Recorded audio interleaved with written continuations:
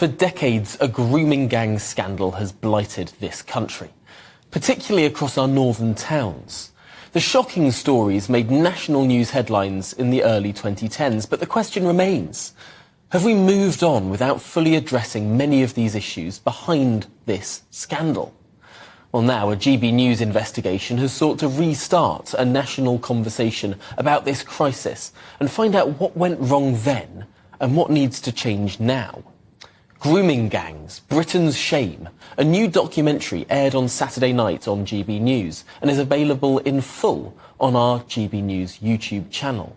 But let's dive into its issues now. Alexander Stafford is the Conservative MP for the Rotherham Valley, who has consistently spoken up for the victims of these gangs and to end child sexual exploitation. Alex, thank you for joining us this morning. I suppose, first of all, why has this big scandal sort of drifted away from the front pages of our newspapers when it seems to still be going on? Well, good morning there, Tom, and that's exactly right. Obviously, when it came to light in the mid-2010s, it was big news, everyone's talking about it. But I think that's the problem, everyone thinks it's gone away. And what is especially hard-hitting, as your GB News report said on Saturday night, is there's numerous Labour councillors in Rotherham who were part of the grouping that was told about CSE and did nothing, and yet they're still councillors sitting on Rotherham Council.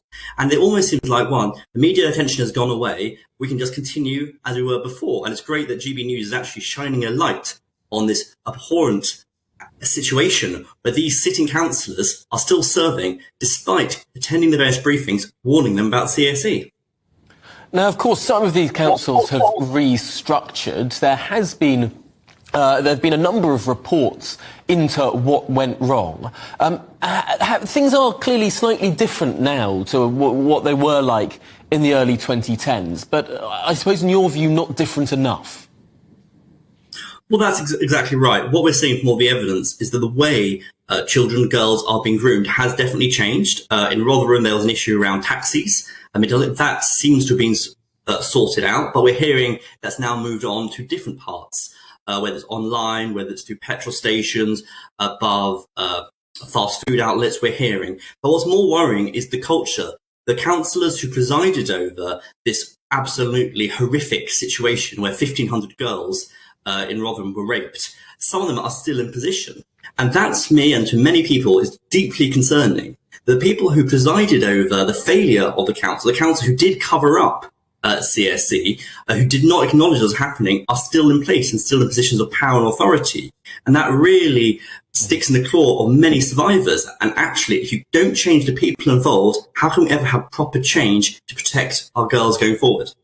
What is particularly shocking about so many of these cases is how many of the alleged perpetrators have got away with it, have not ended up going to prison, how victims have withdrawn complaints over fears for their own safety, how so much of this seems to operate extrajudicially.